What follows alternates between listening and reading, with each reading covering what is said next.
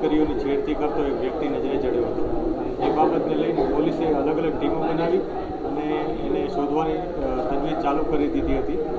આ ઘટનામાં પોલીસે જે એરિયા છે જેમાં ખૂબ જ ગલી કૂંચીઓ આવેલી છે અને બહુ બધા મોટા પ્રમાણમાં સીસીટીવી પણ નાના નાના દુકાનોમાં આસપાસ આવેલા છે, તો આ બધા સીસીટીવી ફૂટેજીસ ચેક કરવાના શરૂ કર્યા હતા।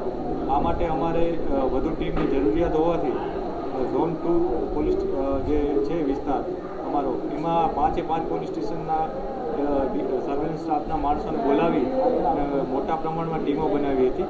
આ ટીમોની સાથે સુરત શહેરની ક્રાઇમ બ્રાન્ચની ટીમો પણ આ કામે લાગી હતી।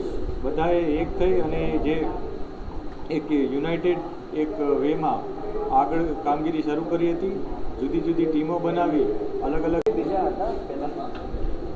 तेरे साथ था कोई पहले आया था तब कोई